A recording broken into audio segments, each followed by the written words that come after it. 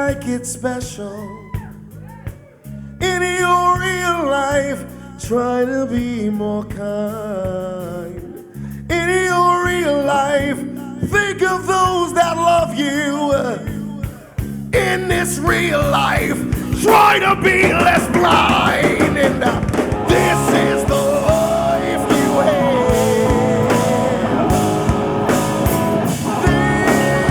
This is the life you have. This is the life you have.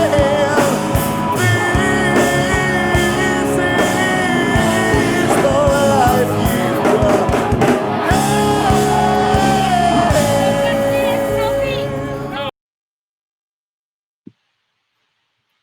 Hi, everybody. Really appreciate your patience with us today and technical difficulties. Evidently, somebody's sucking up the bandwidth. But those are some powerful images and a powerful song by Living Color. I'm sorry if you already heard this, but today is not about symbols, drums, politics, or public relations. Today is about education, empathy, and equality. Can I ask you for two things, please? First, share this stream right now so these important voices are heard today. Facebook rejected a boost of our promotion of this stream because it contains topics that could influence the outcome of an election and existing or proposed legislation. Let's hope so. So we need the help getting the word out. Second, more important, please join the conversation respectfully. What do I mean? Well, if you wouldn't read out what you wrote out loud to your grandma without being ashamed of yourself, that's what I mean. I know we're a symbol company, not a civil rights organization, and we're not going to cure racism here today. But maybe the world could take a lesson from drummers who, as a community, I know to be supportive, friendly, intelligent, and generally colorblind. Our platform here is meant to be diverse and inclusive, and as long as it's respectful, all opinions are welcome. So please join the conversation. Let it be known that we stand for equality for the Black community. That doesn't mean we approve of looting or hate the police or anyone else. We are here to listen and learn from three remarkable artists who are willing to talk about their experiences with racism and their thoughts on moving forward in America. So let me introduce them. Jamison Ross is a band leader, Grammy-nominated solo artist, drummer for Snarky Puppy, and a father living in New Orleans. Please welcome Jamison Ross. Chris Johnson is a first call professional driving the bands for Lady Gaga, Camila Cabello, Rihanna, Stevie Wonder, and he's a father living in Los Angeles. Thanks for joining us, Chris. Here he comes. Will Calhoun is a solo artist, clinician, and well known as the drummer for Living Color. They've been writing songs about injustice and equality for 30 years. He's also a father living in the Bronx. Welcome, Will. Nice to be here. Thank you. We can all hear each other. Yes. Let's dive into it. Will, you've seen many injustices over the years. Why is it different this time? It's not. It's just more visible this time. I Is wouldn't that say it's because it different. was caught on video? Yeah, it's caught on video. It's a combination. It's a pretty hot. It's a pretty hot scenario. The video, the crimes have been happening since 1619 in this country, as far as I'm concerned.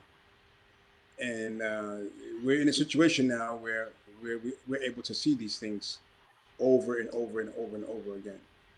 Something about Mr. Floyd's scenario, I think, took a lot of race and sex and quality of life issues out of that crime, out of that horrendous crime. I think when people could genuinely sit there and look at that happen to someone in 2020 with officers uh, um, around this watching him suffer.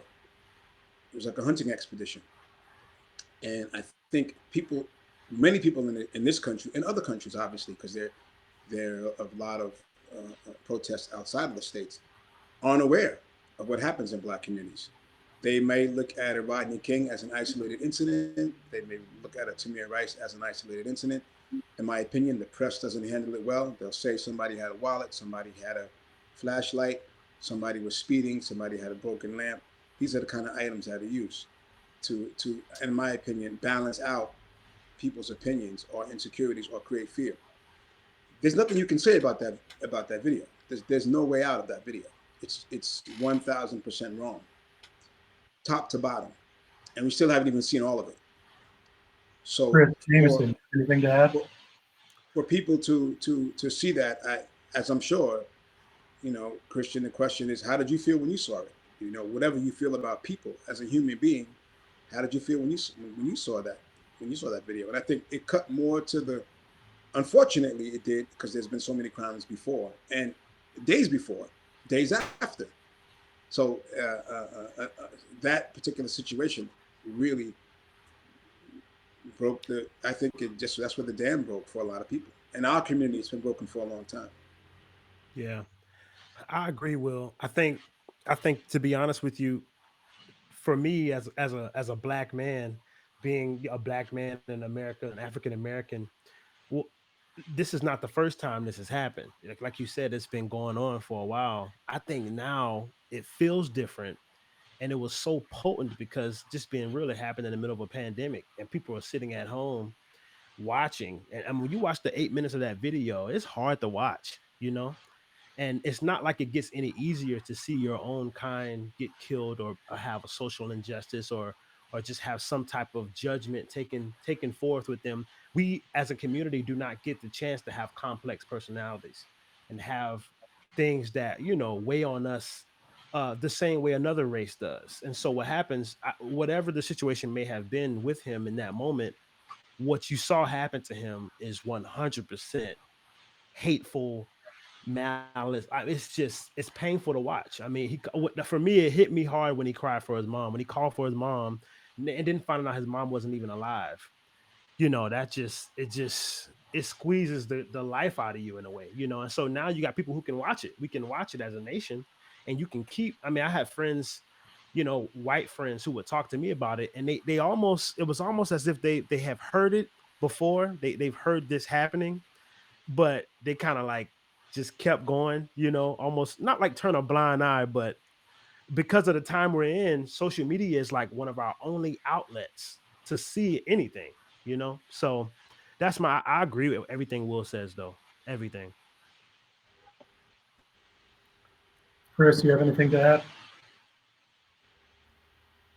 Yeah, nobody's perfect on this earth. No, everybody has something that they need to work on.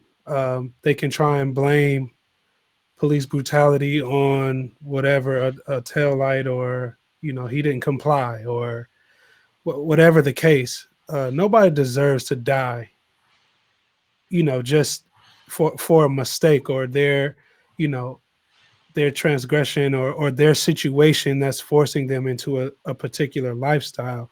Everybody deserves a chance. And it just seems like with our people, the grace and compassion just kind of goes out the window. And it's like, if I can eliminate as many of these people as I can, that'll make our situation better as far as white people. But nobody deserves to die. Even if you commit a crime, you get judged, you pay for that crime for however much time that you get. Like, we don't even get that chance. We don't even make it to the courtroom. We don't make it to the holding cells. We go straight from in and out of a police car and dead.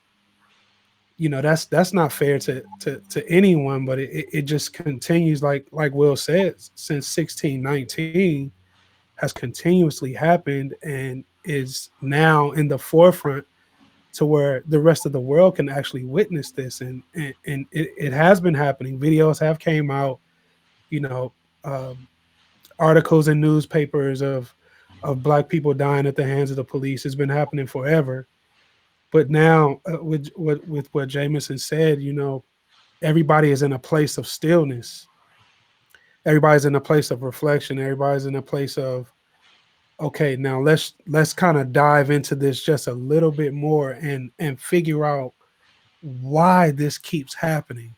Why? And the reason, if you can't see that racism exists, then there's a whole lot more work to do as far as you're concerned. The rest of the world seems to kind of get it now, but at this point, it has to be the point of focus, for everyone, for the human race. And black people, I say it all. I was talking to my wife the other night. We're just compassionate people off the jump. We forgive easily. We're compassionate, and sometimes that works to our demise in a sense because they know that. They know we wouldn't hurt a fly if it was up to us. And, the continuous um, police brutality and the racism and the colorism, even within our own communities, it just has to come to a halt at some point. We need to educate ourselves and dive in more on this. And I'll say thank you, Chris and Sabian, for allowing us this platform to speak truth. I mean, we see it already, but just to hear it from you know this level of citizen in the U.S. Like I don't believe that the other two on here, Will and Jamison, are living up in their mansions up in the hills, and you had to, try and convince them to be a part of this. I believe it's something, and these two gentlemen and myself were picked for this particular reason. All the technical difficulties don't surprise me. Starting this, it's not surprising to me. It's all like it just seems to work this way with us. And like Will said, we have to try and get it. We have to try and tackle it now. We see it. The world sees it. Like, let's talk about it. I imagine one of the worst experiences is your first encounter with racism. Can you recall that as a young man, Will? Yeah, the first time, uh, yes, the answer is yes. The first time I experienced it as a child in a sandbox when you're a kid and you go there and somebody calls you another name. The difference between my experience and maybe another child's experience is how I was raised. My grandparents were very strict. You had to do a lot of reading. My grandparents were autonomous. They didn't believe in really having to live off of a system. They believed you had to educate yourself, you had to grow your own food, you had to keep your own livestock. And school was okay, and TV was okay, but you had to have it up here. And my grandfather said, you have to have it up here in the world. America is a very small, new country. It's very small and it's very new and it's very broken. And he wanted me to understand what was happening in Egypt, what was happening in Bahrain, what was happening in Mali and Senegal, the Manding kingdoms, because he told me when you get out there in the world, people are going to try to tell you something that's a lie. Your teachers are going to do it. Your friends are going to do it. Your sports team coaches are going to do it. Some of them aren't going to mean to do it, and some of them aren't going to know any better. But you're my grandson, and you're going to know the difference. So when I was called that name, I wasn't insulted by it. I wasn't humiliated by it because I knew I was in a sandbox with an ignorant kid. And my way of dealing with that ignorance was just confronting it. And when I did, it ended. It wasn't a vibe. So I didn't get surprised by racism. It didn't jump out at me like a car running the red light or something. It was I expected it. I had growing up. I had statues in my house of Fannie Lou Hamer and George Washington Carver. I had these kind of things in my house, so I was able to touch and look at and be in touch with my Africanness or my blackness at a very young age, out the box. So I didn't feel like, and fortunately, growing up in the Bronx, and I'm still here, and I'm proud to be here. I had Italian friends, had Irish friends, had Jewish friends. I ate dinner at their house. They ate dinner at my house. My Puerto Rican friend's dad told me you got to listen to Cachao and Tito Puente, and my Haitian friends' dads gave me drumming records to study. Italian families and Puerto Rican families in my neighborhood were the same because the grandparents lived in the same building with the family. So the grandma and granddads on the bottom floor, they only speak Italian, and you go upstairs. So fortunately, Christian, I was in a real community, and it wasn't just a black community. It was segregated in terms of blocks, but in terms of how I related to people, white people weren't foreign to me. Italian language or Jewish culture, these things were not foreign to me. So fortunately, because of my environment and because of my grandparents, that experience wasn't horrifying for me. But I was prepared for it, and I have been all my life. And it's very important that for us in our situation that we remain conscious and intelligent about both what happened to Mr. Floyd and having this conversation. Sort of one and the same. So I remember it. It still happens. It's not like it happened to me when I was 6 and it stopped happening. You know, it happened with Living Color. We went into a lot of venues and people would say, "What kind of band are you?" And we would say, "We're a rock band." And the sound man would say, "What what's?" Or we would say, "Guess" sometimes, and they would say, "Rap, no. R&B, no. Blues, no." Whenever we said rock, they either walked away or they laughed until we played the first song. So there are, Chris brought up an interesting topic. When you talk about solving problems, I teach my children that racism isn't their problem. Okay, they're fine. They have the same information I was taught, but you have to deal with it. But it's not your problem, and don't make it your problem. So, and to fix some of these things, so to speak, in Chris's terms, it's not like we have to a couple of bad cops or a white militia organization. It's not that. People don't understand the world what racism really is. It's like a religion. It's like something that you worship and you pray and you have a cracker and you drink some juice and you do your whatever you do. It's the same in people's mindset. So you experience it in a different way. So we can go to the store, we can hear someone say something, and it is in our own communities. It's not just a white and black issue. It is in our own communities, in our churches, on our sports teams, in our neighborhoods, which is sad but true. And you go to Africa, west, north, south, east, it's there. You go to the Caribbean, it's there. You go to Central and South America, it's there. So that's what I call spillover from 1619. That's the spillover. And some people have benefited more, people of color have benefited more from the so-called uh, uh, uh, slave rebellions for some people, or the so-called emancipation.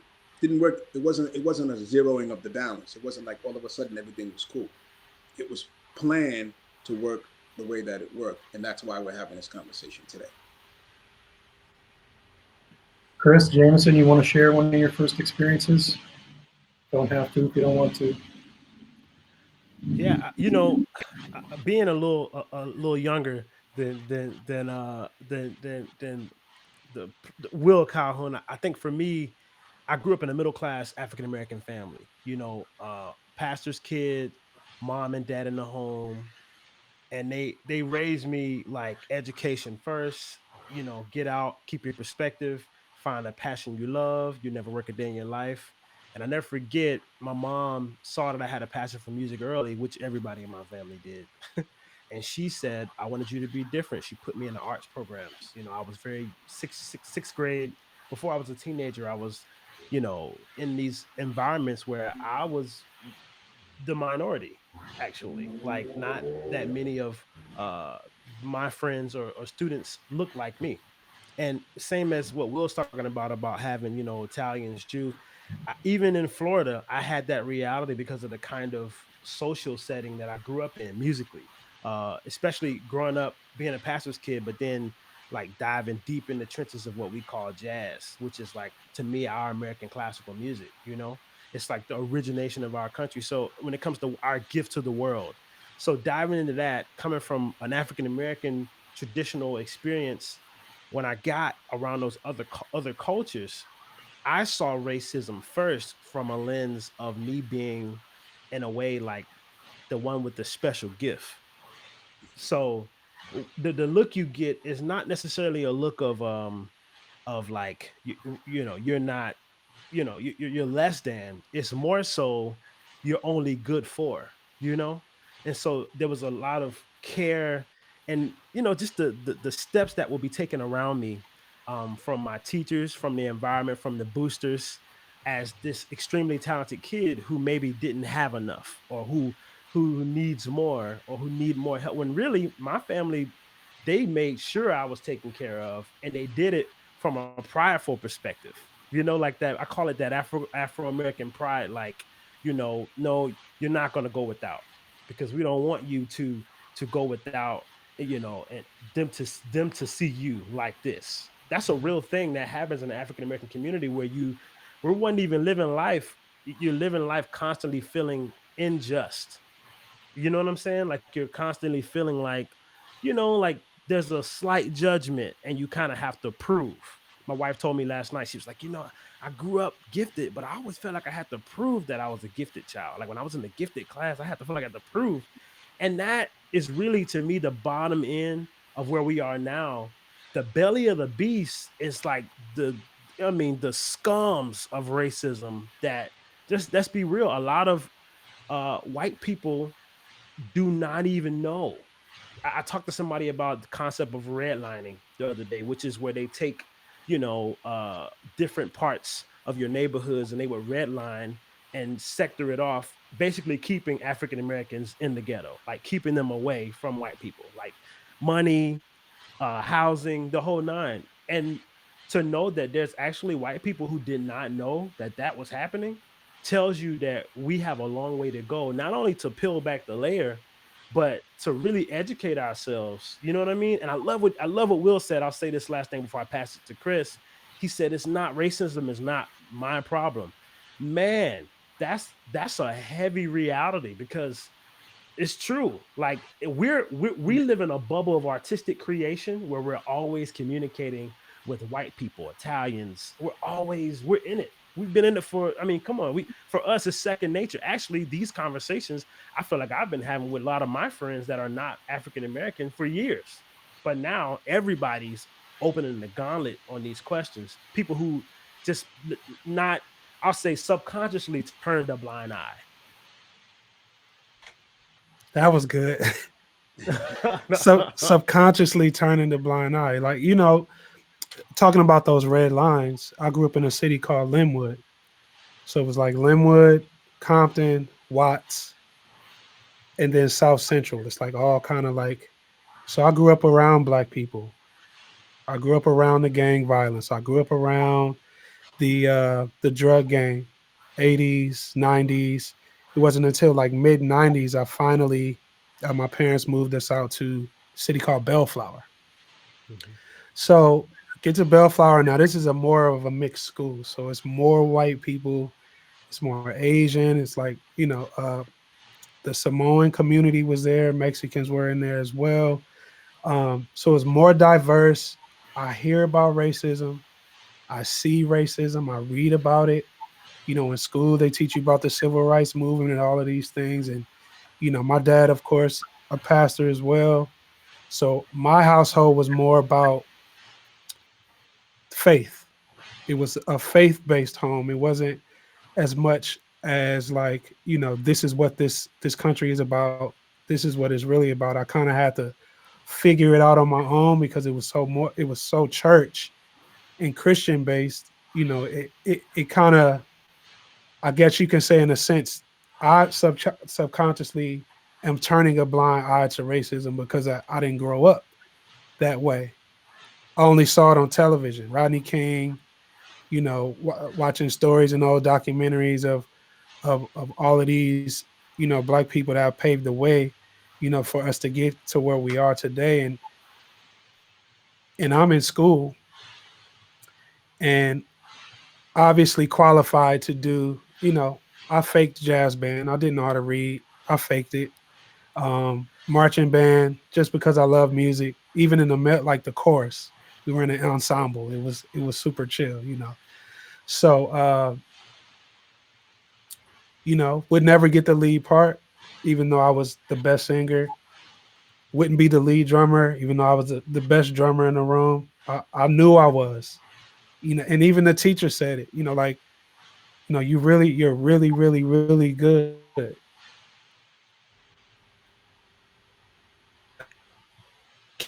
Use for this performance. Me not even really kind of thinking about it in the manner of like, well, you're black, he's white, he's a senior, you're a freshman. We know you're better than him, but since he's white, we're gonna go with him. Like, that kind of the underlying stuff that I didn't really get until, growing up. And then you get to like your first gig, you get to the audition process, and it comes down to you and another drummer. The drummer's white, I'm black, obviously. And then you hear like creative directors say, well, we can't have too many black people on the stage at one time. You know, Literally hearing those things, it's like, wow, this is really, really happening out here. Like, you know, thank God I'm alive. You know, like getting pulled over, like going to, I was telling my wife the other day, you know, I'm in shirt and tie. It's a Sunday morning. It's 6:30 in the morning, and I'm driving from home to a church, ready to play a church service, and um, the red and blue lights just start swirling. Pull up, guns are drawn. I'm in the car by myself. Guns are drawn. An officer on this side of the driver window. The other one's at the passenger side of the back door. Guns drawn. I and at this point, I remember the feeling verbatim because it's like, if I move any kind of way, I could be gone. Like, if I put my hands on the steering wheel wrong, if I reach in the glove box to get my license and my registration and proof of insurance, like it could go south. And he said, turn the car off, put the keys out the window. I mean, I moved as slow as I could, slow motion. Got out the car. They handcuffed me, patted me down. You know, do you have any guns in the car? No. Do you have any weapons of any kind? No. Any drugs? No.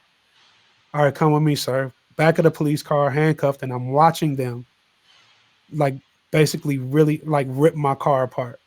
Like everything out the glove box, move the seats up forward, snatch the stuff from up under the seat, take everything out of the trunk. You know, I got my new speakers and everything. Took the because they came in a box. They didn't actually put them in the. They took the box out.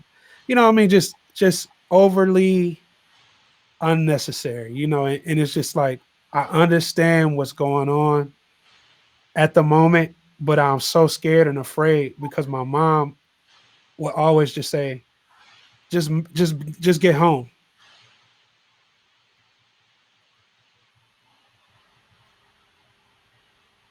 Like, you don't have to be a hero. You know, just get home. That's the only thing that I truly remember from those moments. And of course, it happened times after that. You know, me and my buddies rolling from a gig. You go eat at Denny's, and you know, everybody packing the car, and we rolling back. You know, it happens. In LA, it was like a ongoing thing to where I kind of turned numb to the fact of my skin color can actually, you know, it could be a life or death situation when it comes to cops. And like, you see it on cops on the end of the police brutality, and then you see it in the workplace, you see it at school. You know, it you start to open your eyes to it, and it's like, okay, I understand it, I recognize it, and I see it. What am I doing wrong, one, and what can I do differently? And like Will just said, you know, racism, that's not my problem. Like, I grew up thinking that it was this is my problem.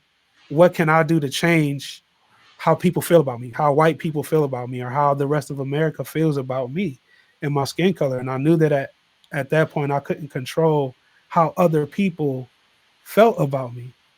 I could really just do the best I can and try to stay informative and knowledgeable about what's actually going on in the world. You know, like we move through life like, you know, it'll be tomorrow. Tomorrow's another day. I'll just go on this tour. Somebody says something disrespectful or says something that, you know, is a little borderline racist. I'll just let it pass.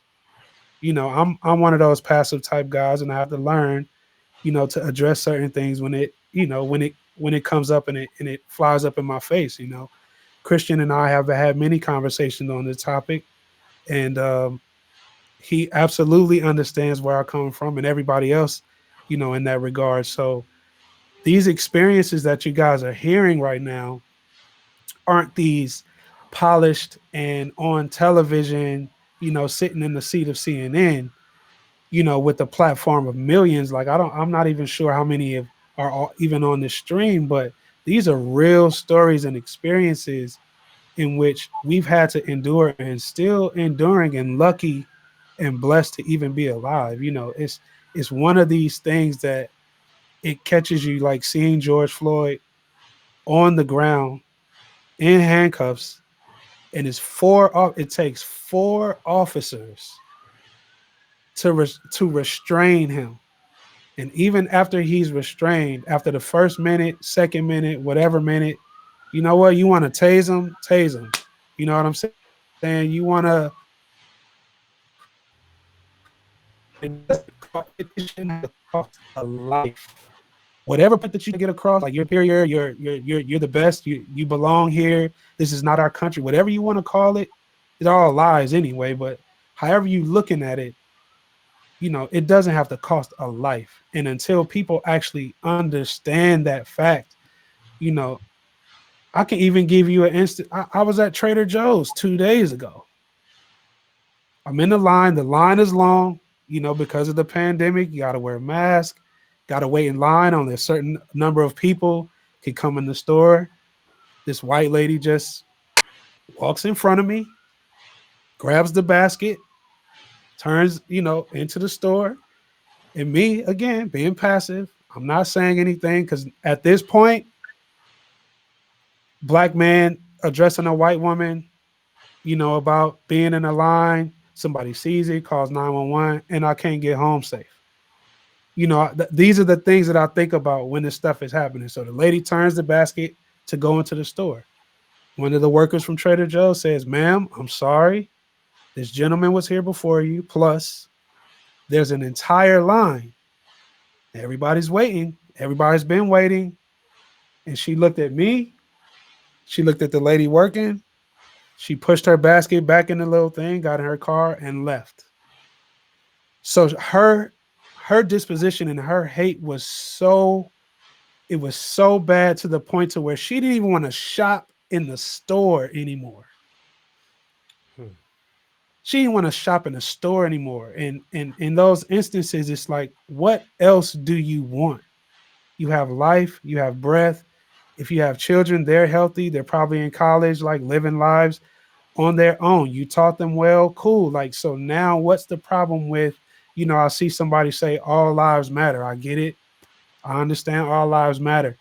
But black lives is the focal point of today. The black lives are the ones that are being taken for no reason. The black lives are the ones that are being restrained for reasons that if it was on the other side, we've seen it. We've seen white people shoot up full churches. We've seen it, and they'll sit them on the ground in handcuffs. They're not knocking him over the head. They don't have his. He's not in any restraint around the neck. He's not shot. He's not stabbed. He's not tased. He gets to go to Burger King. He goes to Burger King. He gets a meal, and then he goes to his holding cell. He's alive. He's alive, and that just everybody's really understand this. This is a reality that we're not privy. That's what the white supremacy and the privilege and all of that comes from. White people don't have to think about it. They don't have to think twice about their son or daughter coming home alive. And they can be driving all kind of way. They could be drinking in the car. They could be doing whatever it is. The hopes of them getting home alive is better than ours. And until we all like kind of focus on it, it's been happening since Will has been alive. It's been happening far before then. I was teaching my son the other day about Emmett Till. Emmett Till, like the lady even lied. It came out and said the lady lied about even him whistling at her. Like what is the hate? Why is it so deep? And if anybody want to join in this chat, there's a place where you can leave comments. Will, I'm coming to you right now. You can leave comments in here and try to explain to us what it actually is. I know Will got some jewels. I can't wait. I can't wait. You made some really salient points, man, and you can't start a football game from the 50-yard line at halftime because you have to know how you got there. In order for you to make a touchdown, you got to know what plays did I call, what mistakes did I made, what happened, how do we get. You can't just start the game. It's not where the game begins. I'm always frustrated when I watch CNN, all these news things. I'm not taking a stab at them. They'll talk about Africa, or they'll talk about the hood, or talk about gangs. They never talk about how they arrived at that point. Crips and Bloods didn't start in 1619. Lynching did. Hmm. Hmm. So in reality, you have to look at the context of things, and you make a very good point. What is it? And really, if you look at the history of the police department, I'm not going to get on here and slag police because I got family that's in the police, family that's in FBI, family that's in CIA, family that's in the drug force. But the fact of the matter is, historically, the concept of policing is an English concept to control wealth and control what people had and not to let anybody else get a part of it. So when you talk about what the problem is, it gets down to wealth. And when you benefit from something, it's very difficult for you to say you don't want to benefit from it anymore. I ask my white friends when they talk about reparations or they talk about equal rights. My grandfather hated civil rights. He hated that term. He's like, I don't want civil rights. I want equal rights. If I have equal rights, I can do whatever I want to do. A civil right can't help me become a human being. It just gives me a couple of issues for me to deal with. But in all reality, if we were all playing a card game of poker right now, and I just said, okay, guys, we're all playing, we're all doing what we're doing, and I just decided to say, okay, I'm gonna hold all you guys' money, but we're still gonna play the game, even though, you each got 10 grand, but I'm gonna hold 30 grand while we play. It's your money, but I'm gonna hold on to it. And at the end of that game, no matter who wins or what, I still take that, play the money, and I leave with it. The question really is, are you really okay with dealing with the change? Making the change is one thing, but are you going to be able to deal with the change? Are you going to be able to say, I'm going to now receive less? I'm okay with Chucky sitting next to Linda in the classroom. you know, I'm okay with this person from this other district living next door to me.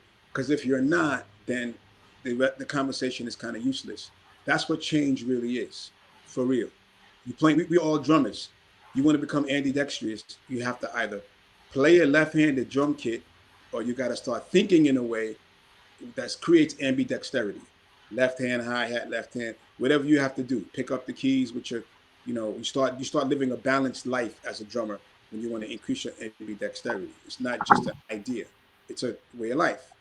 You have to make that change to do that, and then the more you participate in that change, the easier it's going to be for you to be have that ambidexterity. Let's face it, right? Exercise, practicing, whatever, getting in the balance. You can't get it any other way.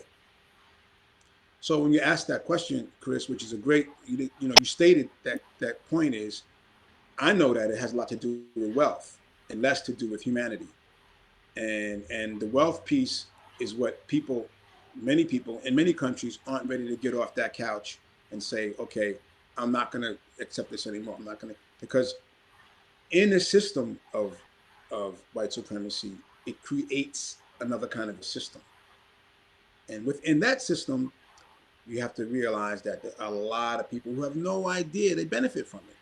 No idea they're benefiting from it. They have, if you tell them they're benefiting from it, they get insulted. It's those are the facts about it. So the conversation is difficult to have from outside of the table a lot of times because people think that we want handouts and we just want to try to get over. That's not really what it's about.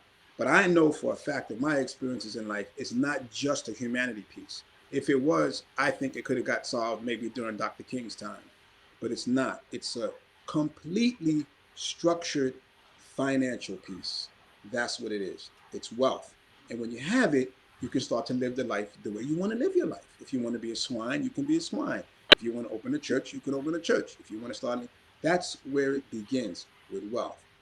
For me, so whether you're talking about conquering countries or taking over Caribbean islands or whatever you're doing, it all begins with that first.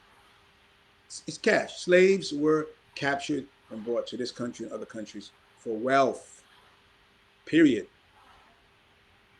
That's just a fact. It was incredibly humiliating and horrifying. But the reason behind it was to create free labor to build the country. Period. And then you can get to the humanity piece Second, but the fact of the matter is, whoever sat down at those tables and said, "This is what we have to do," they were thinking about their pocket. Yeah. I, I there's a documentary. This is there's a documentary called 13th that's on Netflix. And it's a resource that I think every if you even if you're black, white, whatever nationality, you should watch this documentary because they talk about exactly what Will's speaking about, which is kind of the bottom issue where police the concept I never heard that before and that was interesting, the concept of policing, that how the origin of what policing is, like that word, the constant, the 13th, the documentary shows you how policing, like the whole entire justice system was converted from slavery. Yeah, And when overseers. Oh man, and it's a hard thing to watch. My wife she's a teacher, but criminal justice major, and with behavioral science. So she's kind of like really like a police in a way, but it's deep. It's like, and so she has a Yeah, passion for this thing when it comes to the system and how rigged it is, and just like you said, the root of what's going on. Which I mean, to be honest, people ask all the time, "What can we do?" There's this really open heart right now from white people and just our country with what can we do to change this? What can we do? Everybody's super passionate about it. And it's like, well, white people and my people, African Americans, we got to know our history. I love what Will said about knowing. I too grew up like Chris in a very faith-based home where you kind of just want to make it. You didn't get information to cloud it. You more so just was like, you get older and you start to get perspective.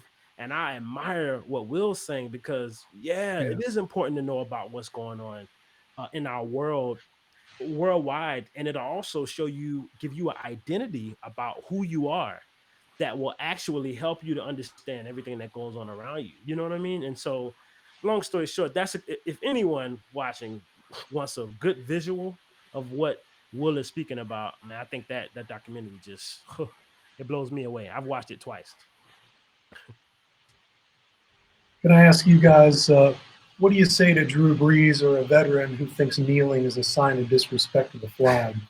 And do you believe Drew Brees gets it now after his apology? I can't. I don't even know if that I apology let, is real. But I'm going to say I, this. let- Go ahead, Chris. Go ahead. Go ahead, man. Go ahead. I'll let Chris begin this one. it's it's it just goes to show that you're not really paying attention. You're not paying attention to what the kneeling and the protest was really all about.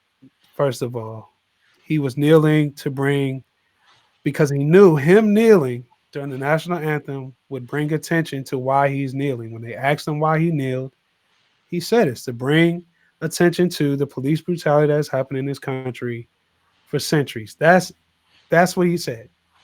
It had nothing to do with the flag or the national anthem, but that is the arrogance and the um, just the non-educated side of white people, just or just really just dismissing what we're talking about. It's just like you just don't want to hear it. So after he apologizes, now it's just like, okay, so you apologizing now so that you can have the black people on your side again, blocking for you, catching the ball, you know, doing all of these things for you without it being a thing. I'm sure he's gonna have a in-depth conversation with someone, but I don't buy the apology. I don't buy the apology. I just think most white people now are just apologizing and feeling sorry for us for the things that have been happening to us for all of these years, and it's not really an understanding thing. They're just really just trying to be empathetic to our feelings and how we're feeling emotionally right now. Like a month down the line, 2 months down the line, another year or two, I would love to see the same energy and interaction, in trying to change, or at least educating yourself on reasons why things are actually happening this way. And I'm learning myself, and I want to keep that optimism that white people are actually being genuine, and they're being, like they really truly believe that white supremacy and racism exist, and I don't want to buy into that anymore. Like I want to stay on that play. I want to be optimistic, but things that just keeps coming out. Congressmen talking about, well, if you can say I can't breathe, then you can breathe. Well, it's great point, Chris. I mean, part of the whole dismissal piece is also a way of playing defense on our issues. And I got into it with a lot of friends of mine that are in the military. My father was a retired Navy sea captain, so the military thing was big in my family, at least through his time that he served, which was a lifetime. But um, it, it's a dismissal. Like one of my friends, he's not disrespecting the flag to me, but he's bringing attention to something. And all you have to do to really see what people are is to do something like Kaepernick did. When black folks were getting kicked off of buses and getting beat down and beat up at bus stops, Dr. King said, "Don't take the bus." And when the black people didn't take the bus company shut down. I don't know any more focused example of the power of people being intelligent and focusing on their issues than that. So the NFL is the NFL. I'm not saying you got to start your own league or you got. I'm not going on that road, but that's the fact. And to me, approaching this conversation has to really deal with where you stand. There is a power in white supremacy. There is a power in not participating in white supremacy. Defense necessarily may not be grabbing a weapon or having a vibe and going out, tit for tat. But the intelligence of it is when you have a problem, you have to ask yourself, what do you want? A lot of things can piss you off. A lot of things can make you feel like, well, this is, there's a sidetracking and this, and you shouldn't do this, and he's going to get fired. The comment he made and his stance, ironically, is relevant today. Now, the NFL, in my opinion, had an apology that didn't even mention him, that went out on the wire, which I also thought was horrifying.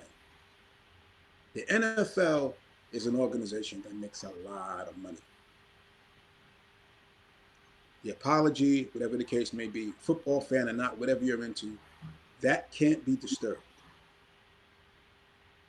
So whatever has to get massaged, ignored, or taken out of the mix to keep that flowing, that's what you call capitalism, business as usual, etc., etc., etc., etc. Not all businesses and companies are the same. Sabian's having a conversation. Other folks are starting to have conversations.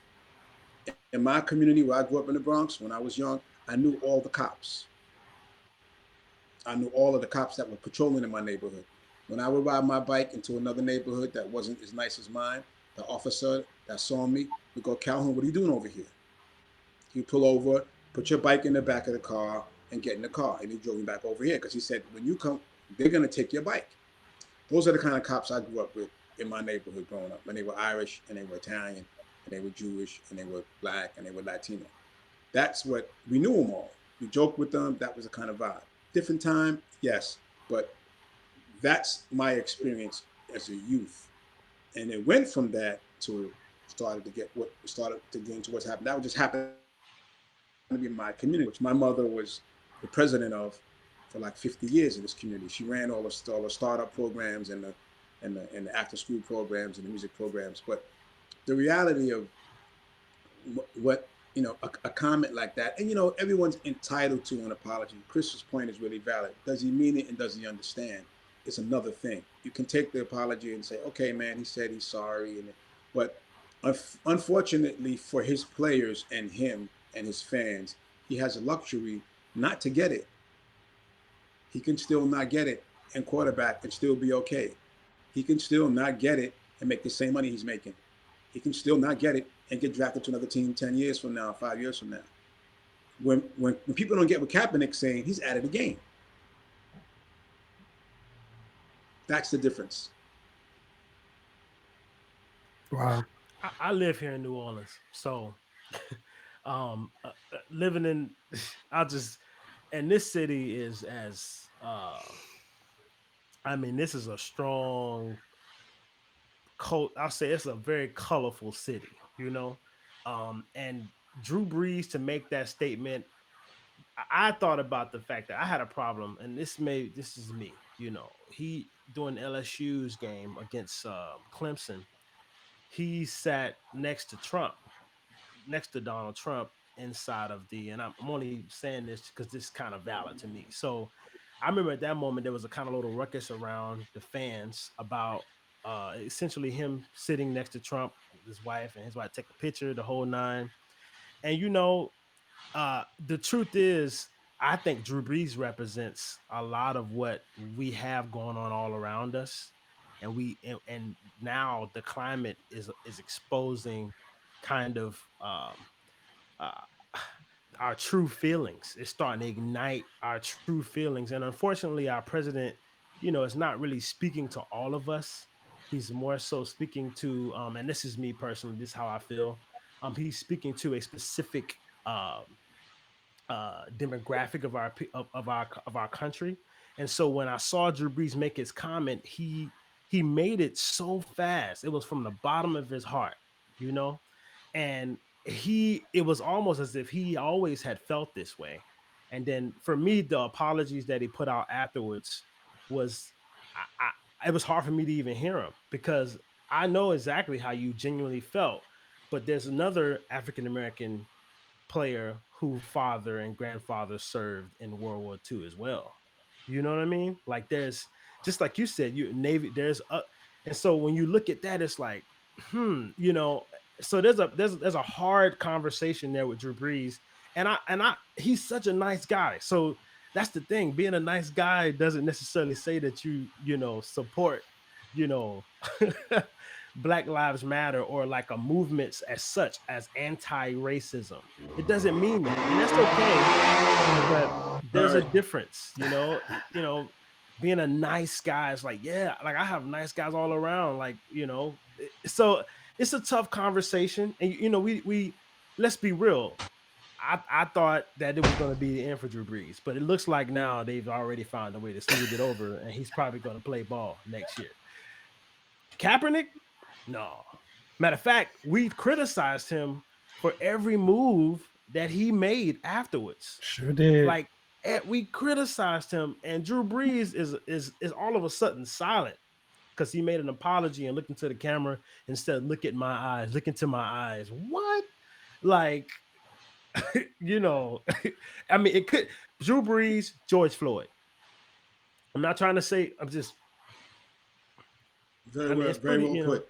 That's you nailed that one. Very well put. What are you guys telling your kids about what's going on in the country right now? I have teenagers, so they call me a hardcore dad because I didn't waste any time with them. Out the box, they had DVDs. They saw Muhammad Ali. I drove my son to school playing the Muhammad Ali speeches, Malcolm X speeches, Medgar Evers speeches. Um, a combination of that and people who come to my house. I have white friends and they come over here. And my children know nobody comes through that corridor if they're not completely 100% cool. So it's not one-sided, but my grandfather gave me more books and told me stories, whereas with my children now, I can show them the Haitian slave revolt, 1804, the strategy of what it took for that to happen. I remember when I was in junior high school, I'm showing my age now, Roots came out, and I always got thrown out of history class in school because I was a troublemaker and I knew what I knew, and that's not what was in the book. And I always got sent to the principal's office, probably at least 4 times a week. But when Roots came on, I remember how everybody just kind of went, "Oh wow," including my social studies teacher, who didn't know a lot of things about that situation, which I did. I read other things Alex Haley had done before that, but I'm teaching them the truth, Christian. It's a great question, and I have a son and a daughter, so I have to, with the girl piece, it's different a little bit with how people are going to look at you and judge you. She was in ballet, she danced in Alvin Ailey, and she was in gymnastics. And there were certain things that we noticed. Sometimes the way the announcer mentions the black girls' names when they're doing the gymnastics, and how the black girls started to the black organizations. There's a young lady here, Wendy Hilliard, who was the first African American woman to get a gold medal in the Olympics. She has an Olympic school here in Harlem, and my daughter went there when we were competing with the Russian kids, and so on and so on. And as the African American kids started to climb, they would just, we know it because we're artists, we're musicians, we got sensitive ears. We can hear when somebody's sharp or flat, when somebody, and as drummers, we run the stage. So we can tell when the guitar player don't have it, and when the bass player is phoning it in, and when the singer's looking at a girl and he's saying the wrong lyrics. We know that as drummers because we have all of these inflections. So that bleeds into our personal life as drummers, as dads, right? You can tell when your son or daughter says something to you, you're like, whose cousin do you think you're talking to? You know what I mean? You can just set it straight right away. Yeah, yeah. But the information that I give them is the truth. Um, I show them movies. I let them see books on all sides. I don't want them to think everything is black or everything is white. But I remember Corey Glover, the lead singer in our band, was in Platoon, and I didn't tell my daughter he was in Platoon, and she was 4 or 5 years old the first time she saw it. And she saw Corey in Platoon, and she started to cry and get nervous. And I said, "What's the matter?" She goes, "Is he gonna die before the movie's over, Dad? Because most black guys die before the movie ends, and I don't Mm. want Corey to die." At 4 years old, she said that. So, like, that's the importance of having the conversations with them. And I just want to be honest with them. I have to have them to arm themselves in classrooms, in their groups, things. If the police do roll up on them, my son's 18 now. His friends are driving. They're in cars. They're African American. They have dreadlocks. They have braids. They Some of the kids are very wealthy. The parents are district attorneys or they're deans of colleges, but they're black kids in the car. And sometimes, as a parent, you get worried about that kind of a scenario Mm. because you do have these people that are just off the cuff or see things. Once I went to pick them up from the mall, so that I won't get too long-winded on it. Sorry, but Yeah. I went to pick them up from the mall, and when I got there, the security guard was standing at the door, and I said, "Man, what's going on?" They kind of started clearing out the area, and they said, "Oh, some kids were being rowdy in the mall, so we're closing the stores down and getting all the kids out of the mall." So I went up to my son. I know he doesn't behave that way. And I was like, "Yo, man, what's the problem? What's going on here?" He goes, "Oh, Dad, some other kids over there were in the pizza stop and got a little bit noisy, but the officers came and said all the kids have to get out of the mall. Why do we have to go?" And that's when you got to really have that conversation. And my son's six. I'm a little dude. My son is like 6'3", 285. He's a humble. He's like a teddy bear spiritually, but so when people see the size and they see, he's a handsome African American young man and he's out there doing his thing. Sometimes Christian, what intimidates racists or non-racist white folks is confidence. Something as simple as confidence.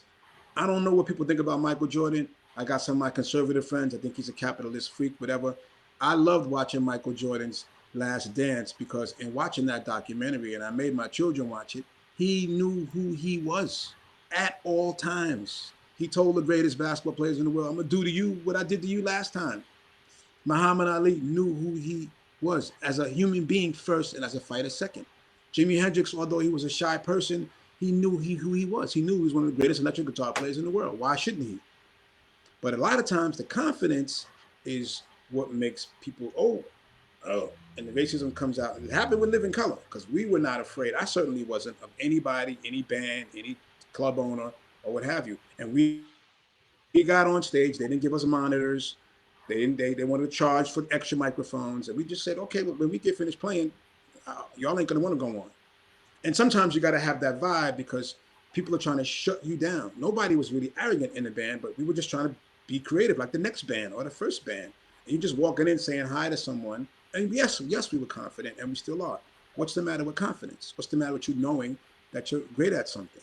You have to have that in this industry. It's a prerequisite. You have to have it. So with my children, I want them to have that, and I also want them to know when they're wrong, and I don't want them to judge other people of color or white folks. I don't want them to assimilate. This community in the '50s was all Italian. Then it became more black and Latin, and now white families are moving back into this community. And I've heard people say things in my own community like, "Oh, yeah, here we go." And my daughter said to her girlfriend in the car, "Why are you saying that about them? Because they're white?" So, I mean, that's a legit question. What does that really mean? So the racism also unfortunately causes a lot of false narratives even in our own mind, to the point where it's difficult for us to get over our own selves. As the blues guys say, you're getting in the way of the music. Get out of the way of the music. That's why you Mm. can't play it properly, because you're getting in the way of it. And I think with our own problems, a lot of times we get in the way of that. So with children and their young minds and their very open, children are like, the children and old people are the best folks to be around, because they don't care really what you think about things in the beginning. They're just being honest. Uncle Joe is fat. It's not an insult. That's just your son seeing Uncle Joe come in the house and he's fat, and they say it. And you know, your grandmother's lived her life already. She's going to just say what she's going to say. So the thing about you, that it's important for this next generation, and I'm thrilled to see mixed race people out here in these marches. It's so important to see that. It's so important. So I want them to have to understand what's going on. We sit down, we read, we go over books. I'm gonna send both of you gentlemen a book. The loose title is called One. I think Christian, you as well. The loose title is called One, but it basically deals with um, taking your things in life that are important to you and starting out with, like, what's the, say you want to be a great drummer. Okay, what 10 things are you going to do today when you get out of bed that's going to make you a great drummer? And then you work on those 10 things. And at the end of the book, it gets down to, what's the one thing you're going to do today when you get out of bed that's going to make you a great drummer? And it teaches you the pyramid concept of how to think and do things and accomplish things. So I'll send you guys that book Please. title, but I read and work with them on that so they can, as the Buddhists say, actual proof. I don't want to tell a story. Grandma told me this. I do the actual proof with them so they can see and experience it. And it's no kissing, no cuddling, no jive. It's just what it is.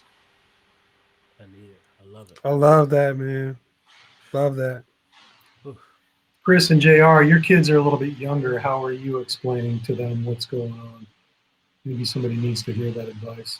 Yeah, I have a daughter that's pretty young. She's 6, and so she's hearing it around the house. Like, I mean, it's rampant right now, especially with my wife. My wife is, she is she's a teacher in the inner city, and she is extremely passionate about education. And so, you know, it's a strong household when it comes to, like, not only education but knowing who you are. We had a situation at my daughter's school, and in New Orleans, unfortunately, the school system is not it's not a great school system. So what you have to do is you have to try really hard to get your kids into a great educational situation, and so my wife though works in the inner city, and the school, she just does not feel as comfortable to send our daughter there. So our daughter goes to school about 30 minutes away from where she teaches. And to be honest, my wife is already from the books. We went to the National African American History Museum for DC, and my daughter was 5 years old. She's young. She walked the whole thing with us at 5, though. I mean, from the bottom floor to the top. And so the comprehension of my daughter is already dripping in, like, knowing who you are, and not just the basics, not just what I call like the some the, just the normal, the black things, but your history, your culture, and we've had situations where teachers have treated my daughter differently because they didn't know how to communicate with her. There was a certain barrier. We've seen those kind of relational things. And so with this situation specifically, we've had conversations about George Floyd, what happened to him. And because she's 6, of course, you can't, it's only so far you can go, but she understands that you can be treated differently at this point in our country for the color of your skin. And my daughter's also, she's not dark skinned, she's a red girl. So there's a whole nother thing that my daughter's teaching about, the brown, and my wife is really big on that. Even, I mean, her dolls, it's serious. It's like really understanding, like, her color and how important it is. And so we're at the beginning stages of it now, but I have no doubt in my mind that this conversation is just getting started, especially this week. It's just our house. There's nothing else talk. I mean, I went to bed last night talking about, my wife and education. They're trying to get the kids to go back to school with masks. That's a whole nother thing, because that's the thing too. We're Mm. in the middle of a pandemic, man, and I mean, there's a lot going on. And so, I'll be honest, I feel like my daughter's going to grow up faster than I did, because she's going to have to understand some of this information. earlier, then maybe I had a chance to, so that's what we're doing with my 6 year old. So Chris. Yeah, I have 12. My oldest is 12, girl, 10, boy, 8, girl. So I just I try and keep it real, keep it true, have those conversations, especially if they ask the questions like, you know, why is, like football, as I watch football, it's like why is Kaepernick kneeling, or why are they treating this person this way? And this, you try and keep it in a way to where they could actually understand it. My girls are entirely sensitive, like super, super hypersensitive. So it's, I had a conversation with them about George Floyd and, how it affects, me just being a black man. And, they immediately got sad, because they know and can understand that at any point, dad could be gone, and it could be the cause of, something that goes on and has been in this country. So it's kind of a sensitive thing. Like, I'm still learning as well as perspectives, learning other perspectives, learning history. Gotta get the old stuff out of here. Come back with the new. Just the knowledge of how things work and has been working. Um, just trying to keep them informed. Just keeping it real as much as we can, as much as they can understand. Like, this is the world that is told to you in the schools. You're taught these things in school, like, something as simple as Christopher Columbus. We've been growing up in a faith-based home. You're not really taught to think for yourself.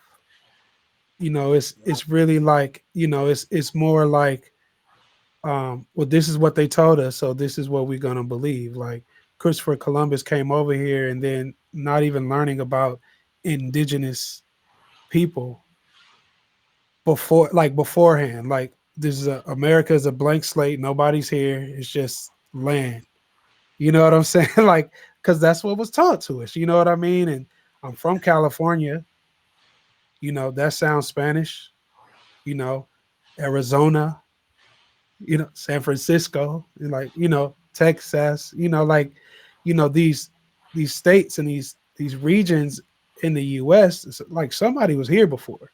Utah, Montana, like, the Native Americans. And it's like, okay, if he discovered America and had a dinner with them, they were already here. They didn't bring them over here to have dinner. It's just like, you gotta kind of think for yourself. So I kind of teach them to just settle yourself down, like, put everything out on the table and just make a logical decision for yourself. Just kind of think for yourself. And if it doesn't make sense, then it's probably untrue. Like, Yeah. most of the time, I'll try my to my lead with the truth. Yeah. my bad, sorry No, Chris. you could. No, my daughter was learning about doing Black History Month.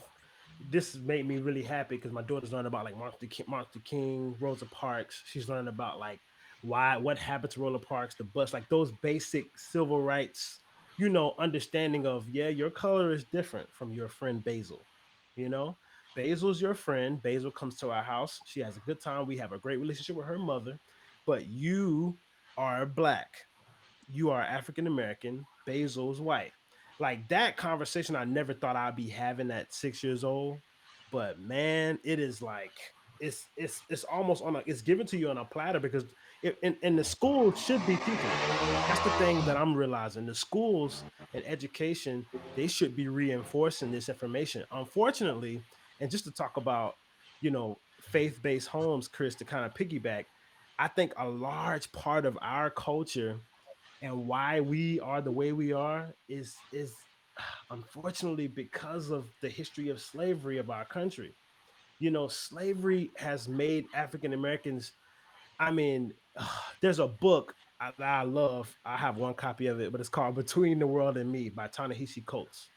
And he dives into the root. I mean, he basically speaks as an African American man who goes to a HBCU but grew up in DC, moved to New York, and lived in Paris.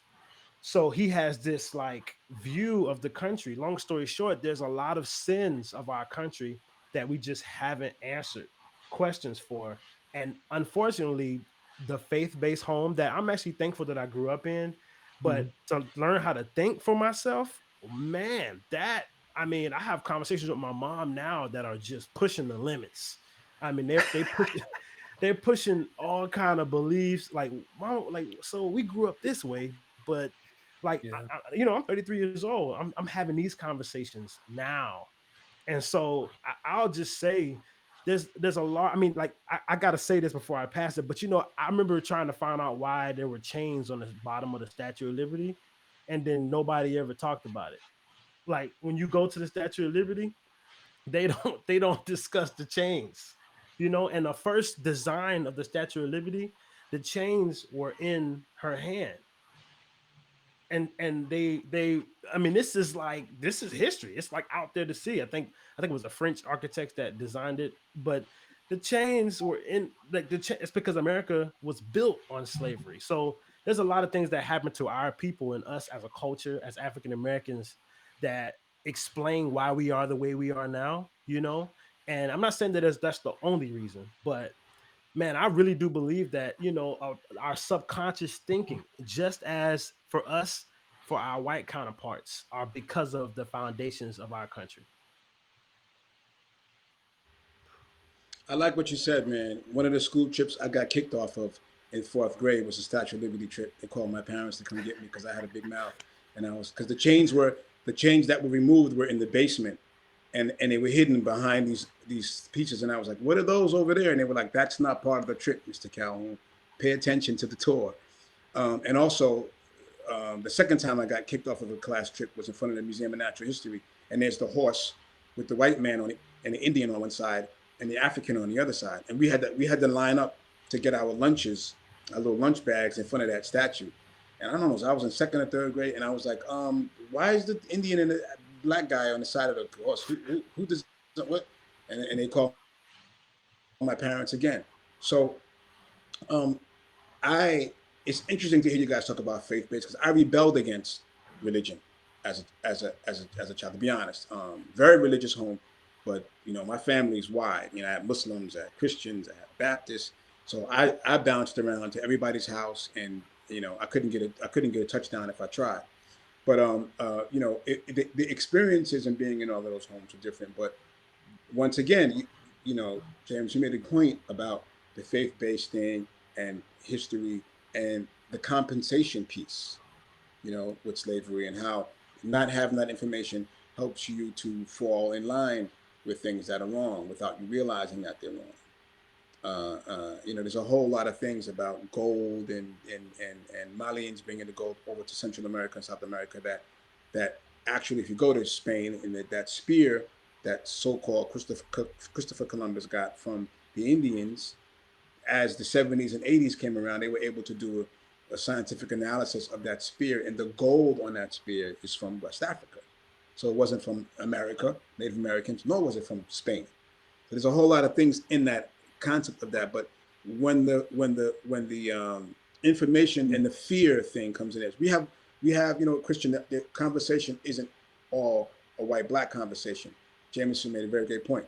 There's a lot of things white folks and other folks need to research on their own as well, and there's a lot of things we have to research and stuff on our own because we've been lied to and scared into and forced to worship and not discuss. I mean, I wanted to discuss all of these things when I was a child, and fortunately, I grew up in a house where my mother would sit me down and say, "What? What is it? What's bugging you?" Not shut up, not don't bring up to me. I don't want to hear that race stuff. Whether you, she always would. If it could have been a meal or something was bugging me, or I heard somebody make a comment on a basketball game or a football game, I was like, wait a minute, what is that? She would sit me down and go, okay, let's go. What's the problem? And that helped me to not be afraid to think outside the box and not to be afraid to call things out kind of as they are. And we have to choose our battles too. Not everything is for us. Some white folks are addressing us a little bit like, what about this? And what about that?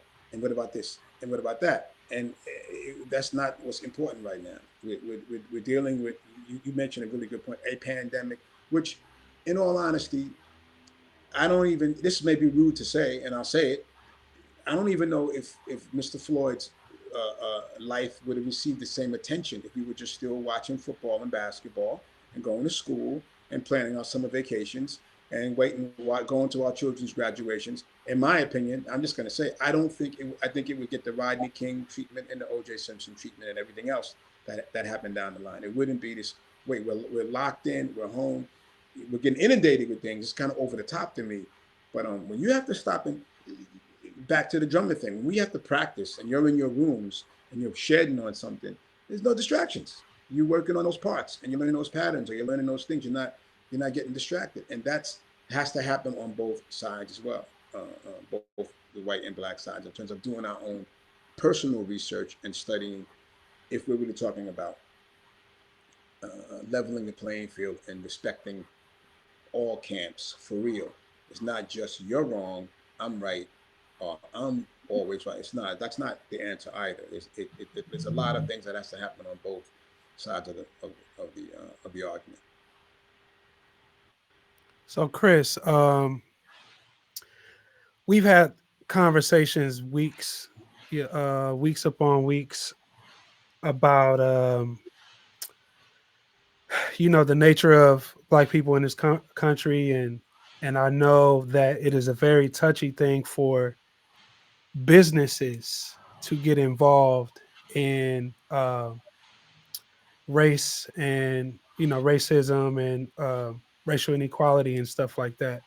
Sabian, to me, and I could be wrong, is probably the only company that we deal with that has given a platform of this magnitude.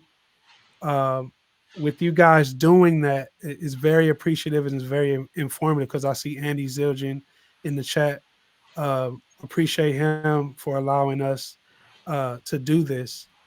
But is there what are some of the things that just speaking from a company standpoint, what are some of the things that you think or feel like could be implemented within the company to help level out the playing field, or do something that helps us to understand that you guys are like truly in this fight with us, and genuinely willing to learn and figure things out as far as the family is concerned. And Well, maybe Andy can jump in as well, like in the chat. So luckily, we have some really great owners who I know are very tolerant and care about this issue deeply. There was no question when you, Chris Johnson, asked for our support that we wouldn't give it. It was immediate. Yes. What can we do? This is a first step, I guess, and it's meant to be an ongoing conversation, inclusive of many voices, including theirs and other Black artists and Asian and Latino. We all have our own issues. Our company exists in a little hamlet in eastern Canada um, of 300 people, and I think we have 100 employees right now. A whole lot of them laid off, unfortunately, because we're crippled because of the pandemic. So I hope we get the rest of our family back together soon. But let's just be honest. I don't know a lot of brothers and sisters who want to move to middle of nowhere, Eastern Canada. So you've been there, haven't you, Will? I have. I think some brothers should go up there. We should open up a fish sandwich spot right down the street from the factory, and that's and change the neighborhood slightly legally. Change the neighborhood. But that doesn't mean that we don't recognize that we don't need more diversity in our organization. Certainly, I could benefit from it, and everybody could. I see Andy has a question here. The whole thing's not going to pop up, but it's going to say, hard question because we're not a huge platform nor a billion-dollar company that commands that type of attention this deserves, but we can keep this platform open, continue to treat all people, with the respect we deserve. So that's the owner of Sabian, if anybody watching doesn't know. So thanks for that, Andy. I Um, think it's a great question, Chris. It's a great being an endorsee and going around the companies, I and not to wanna, sound. I've been taking you guys a whole lot of your time here, but I need to ask a couple important things. Oh, I'm sorry, sorry. Yeah. If you have any, if you have any advice for young black artists who feel marginalized um, during this situation, like what advice can you give a young drummer who's having a hard time being proud? You How do got they, this one, Will. Yeah. The advice, and some young drummers have asked me questions. I try to teach them the truth about the industry. My advice is you have to understand how the industry works. Chris said some very hardcore but real things about this industry, and I think the what I got out of the Last Dance documentary was you knowing yourself and knowing how great you are, and also you have to know that not every situation is good for you. Musically, you might feel like you want to be there, but the company is not the right company you want to keep, or you have to go somewhere and be someone you're not, or do things you don't want to do. And this is an industry that's also built on reputations outside of talent. And sometimes reputations are good, some are bad. Some guys are so great that they just deal with the vibe. Some drummers, like I know, I met every time I met Steve Gadd, everybody just likes being around him. He's just the kind of guy people like being around outside of his, with his talent. Or Dennis Chambers, or these kind of cats. So there's the reality of knowing young drummers knowing. I try to get them to study, try to learn the instrument, get the history of the instrument, check out the old school jazz cats and blues cats, and broaden your horizons as much as possible. Listening to older drum, and get off the drum kit necessarily mentality, and study Cuban rhythms and study Haitian rhythms and study West African. So your instrument becomes the world, and it's not an American. It was kind of put together here, but that's not where the mindset of the drum set is not an American mindset. It was just sort of put together here. But you got to think really, really, really, really wide, and you have to arm yourself. And arming yourself means being a great, well-rounded player, being able to read, being able to be early, punctuality. I stress to young cats being respectful, and not showing your hand. You don't have to hang out all the time with cats. People sometimes try to find your weaknesses and they play on those. So if you can nail a gig and be on time and get along with the musical director, whoever it is, that's 90 something percent of your job. The other stuff you don't have to. Hanging in schmoozing counts, but you don't want it to cost you. So just be very careful about your behavior when you're in certain environments. And I try to tell young drummers, always work on building something for yourself. Always build something for yourself, a school, a technique, an idea. And that might mean hooking up with some other cats, but don't let your career be based upon somebody's approval of you or someone else's gig. Try to always develop something for yourself. It's just going to make you feel better at the end of the day. Yeah, I can I love what Will just said, because the first thing you talked about was along the lines of like identity, knowing yourself. I can speak from a drummer. I mean, as I'm not I'm at the midpoint in my career per se. I started out when I was 18 or 19. That's when I kind of really like made my first, large amount of money, and like started providing for myself just playing the drums. And to be honest, identity is something I see that all of the young African American drummers, they seem to lack sometimes. And what happens is we follow the trends. We follow the trends of what everybody's doing. And what that does is it kind of clouds you from like the patience it takes to gather your own voice. You know what I mean? And something I learned is like, this is art we're making. So it's not about numbers and fans and clout. And we think that's like a result, But in a real sobering perspective, it's like success. This is for me. Success is not what you should be chasing immediately in your brain. Like you should be like really working through some things. I mean, you talked about studying the greats, and you're right. That's actually especially at an early age, that's all you should be doing. You should just be gathering your craft to be at this highest level. And along that road, what I found is you find your unique voice, which makes makes it easy to go and talk to a guy like Chris Stanky, or or to have an idea of what you want to do that doesn't look like everybody else, you know. And so that kind of patience and understanding of who you are on your instrument and what you want to do really helps, because we're in a day now where everybody plays music. I mean, it's flooded.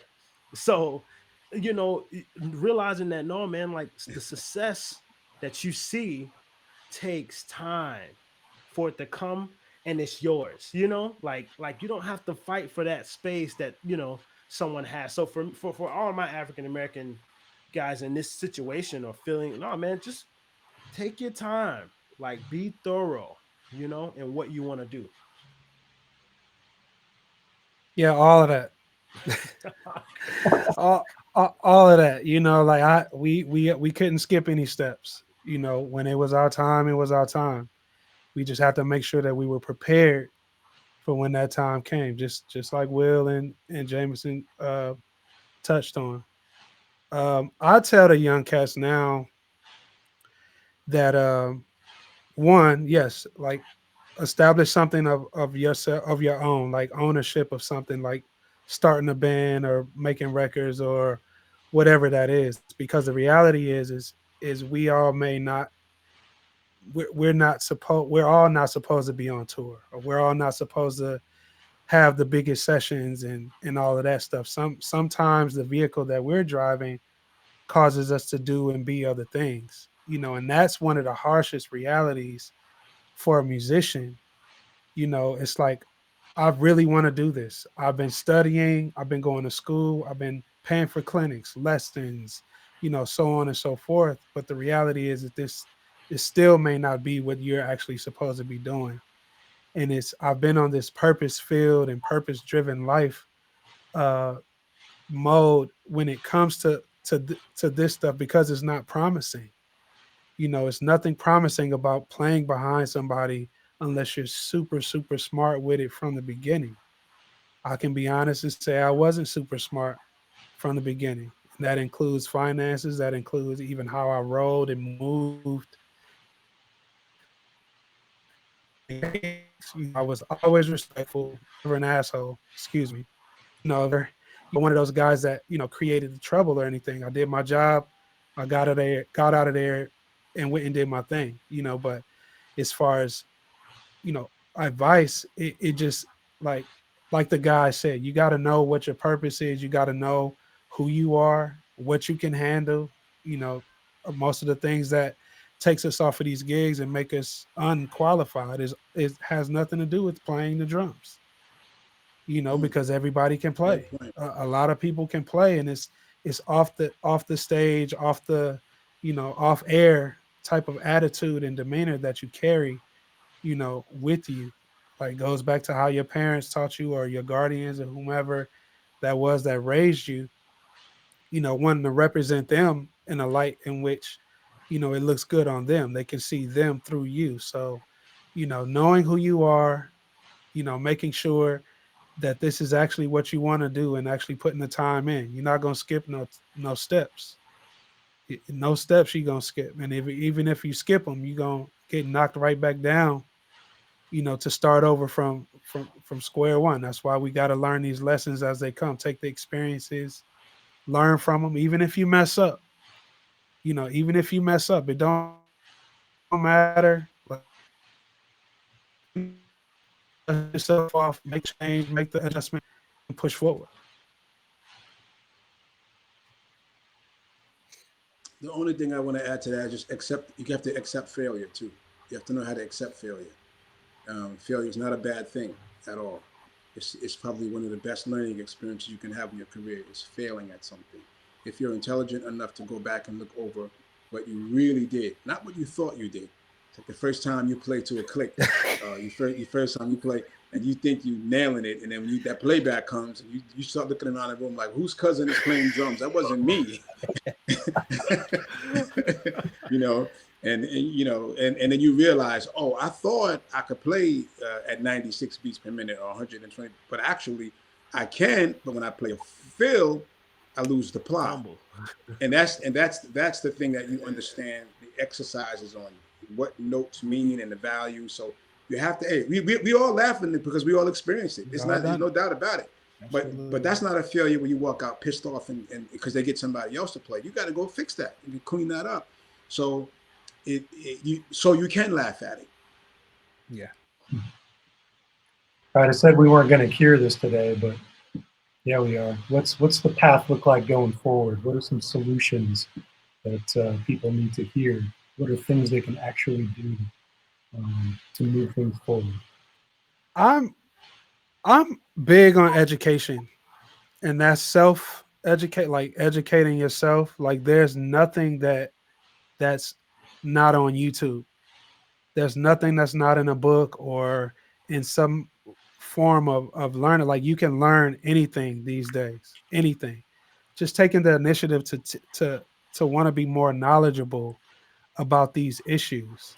Actually, you know, like I learned today, from my brother Will, that it's not even about color, it's about wealth.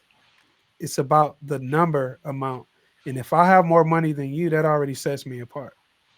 And something that, is tough to hear even in our own community. Like if we get a little bit of money, then we're all of a sudden above our own people, and that's not exactly how we want it to be. It should be an equal amount of wealth. That's what it should be. But educating yourself, I am working on starting an initiative to vote. We Great. only think that voting at the presidential level is going to do enough. Like, no, they're all our local governments. There's something called votequadrant.com.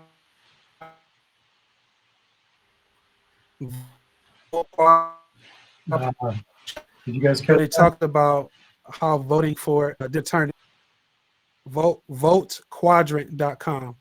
It Okay. tells you, and it's based on police brutality. Now, this is a system that is put in place to where you can like pinpoint the laws and the people that are dictating these laws with police brutality. That's the district attorney, the mayor. The mayor, I learned, appoints the district attorney. You can actually vote on the district attorney. The mayor appoints it, so it's important to elect a mayor that understand the values of the Black community.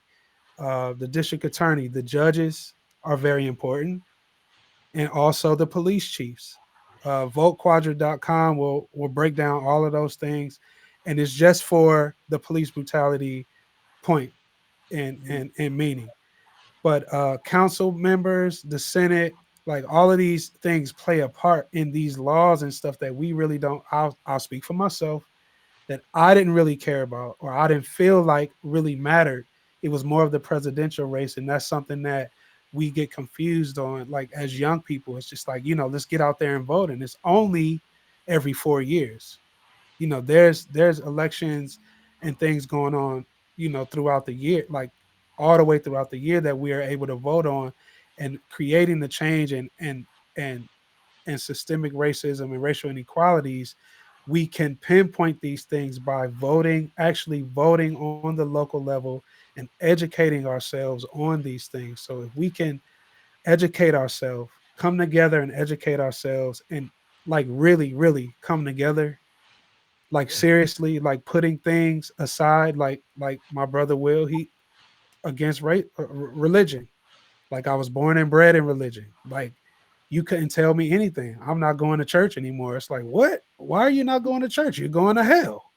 Like, you know what I mean? Like those are the values that I came up in. Like we actually have to come together and make our voices heard on the local levels in each city, in each of these cities. So I'm currently trying to, and if anybody has any feedback or something that you can give me as far as like getting people together in these particular cities and designating, putting up, some type of, even on social media, that's the fastest way, to get people to see things. The fastest way to engage is like social media. So getting these people in different cities and regions to get us together to vote on these small and local levels to create this change. I believe that that's a starting point. It's not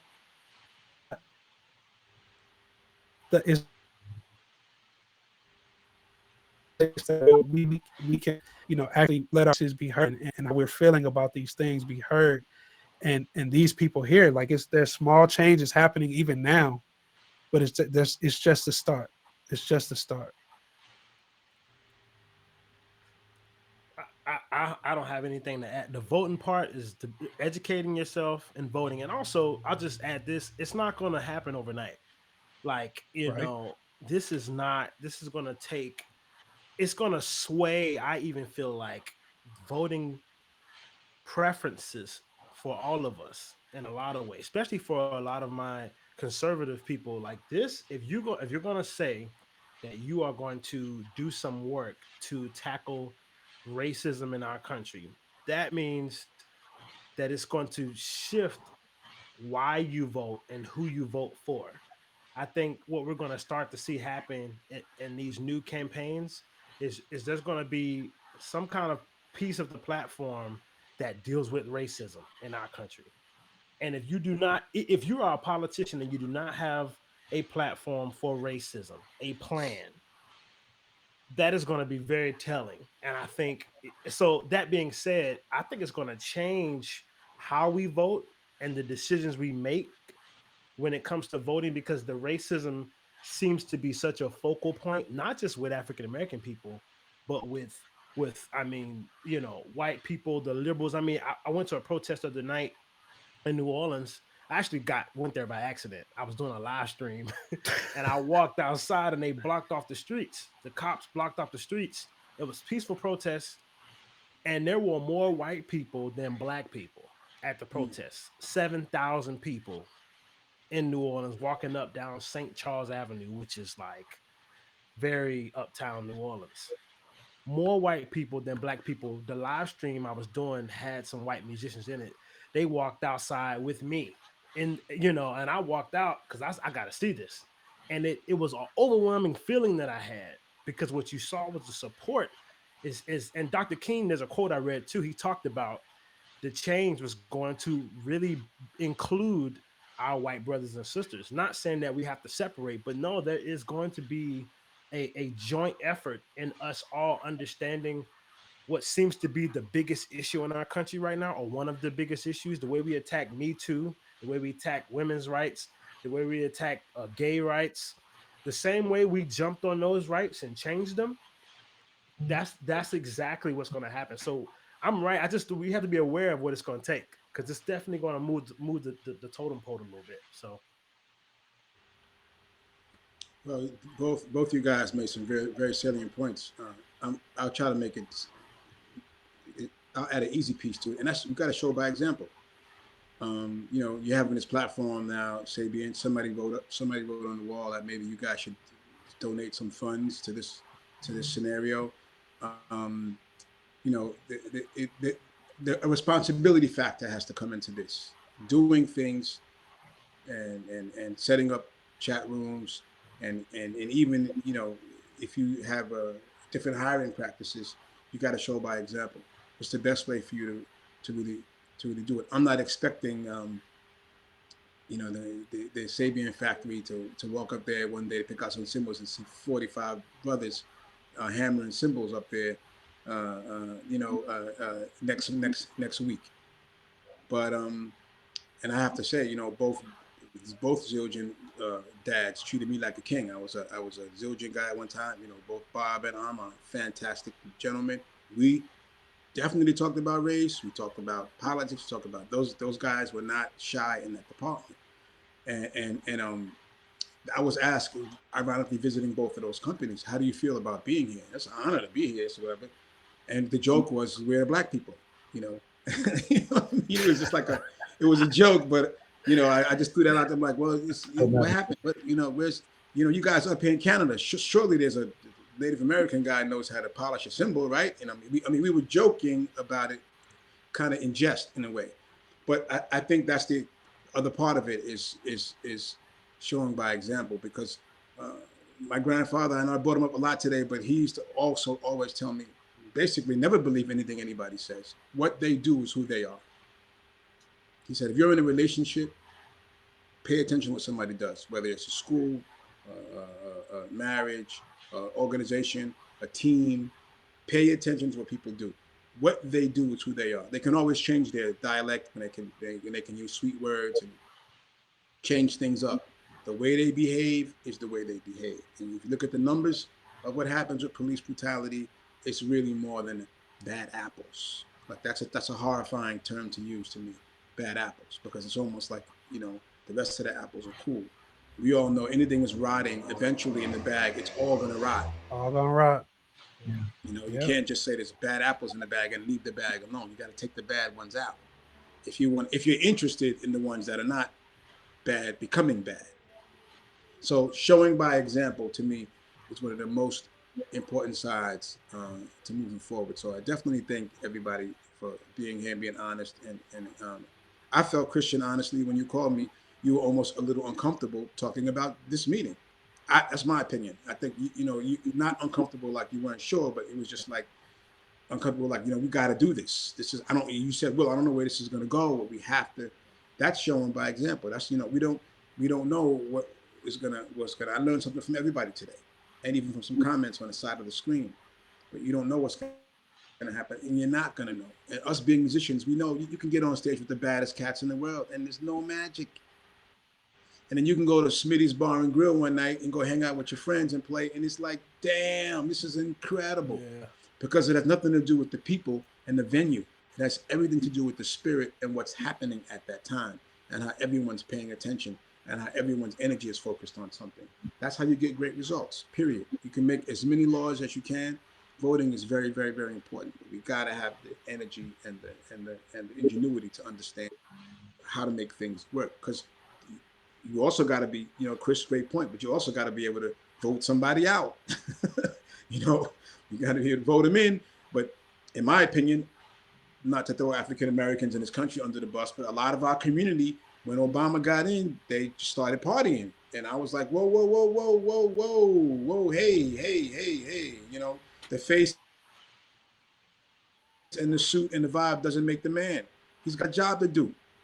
And I understand the whole first black. That's why I don't like seeing that. I told my children, the first black woman to do this, the first Indian to do that. It's like, it was 2020. Why are we talking about that? Why don't you just congratulate the astronaut or congratulate the new swimming coach and say congratulations? Why do we got to be the first Liberian swimmer that get a gold medal? Why do I have to hear that? Because when white people do things for the first time, nobody talks about it. Yeah. Right? They don't say it's the first. Babe Ruth is the first white ball player, right? They call him a baseball player. They call the white astronauts astronauts. That their thing is not in it. That already to me is a problem. I hate to hear that it's the first this and the first. So what? So the example has to be set when someone does something. That person is great. You don't say the first black president of the Zildjian, the Sabian company is no. This is the new president. The less you put vibes on that, the better people are going to receive it. But when you do, it happened to us, man. I didn't like the Black Rock Coalition being called the Black Rock Coalition. I joined it. I understood the premise of it. I know how we created rock and roll, and people didn't like talking about it. I understand why Vernon had to have that. I didn't like it because there wasn't a white rock coalition. And I didn't like being called the Black Rock Band because they didn't call it Van Halen or Kiss or Kansas. They weren't white rock bands. They were rock bands. And we were a rock band. That's it. We weren't a black rock band. So that automatically gave the racist industry part an avenue to put us in and take us out of the avenue we belonged in. So the example piece is very, very, very, very important. Gentlemen, thank you Good so nuggets. much for your time. Really, really appreciate it. This was great. This has been enlightening and Mhm. informative and educational for me. Yes, Will, I was uncomfortable, and people like me aren't willing to be uncomfortable and have these conversations. I don't know if the change happens. So I'm grateful for you friends who came on and who do this for us, and everybody watching. Somebody asked for a list of the books that you mentioned and some of the resources you mentioned. if you could send those to me, I'll post them in the comments. And if you weren't around for the intro, the video that Living Color did using their 30-year-old song, I'm going to post the whole link here that I urge you all to go watch that entire video right now, because it is moving and all, like all Living Color's music, you know, sign of the times. So thank you all. Love everybody. Be good to each other. Thank you. God bless everybody, man. Peace Yeah, and man. blessings. Blessings to Peace and everybody and blessings. their families, and please be careful out there. Be careful. Yes, indeed. Yes. Yes, indeed.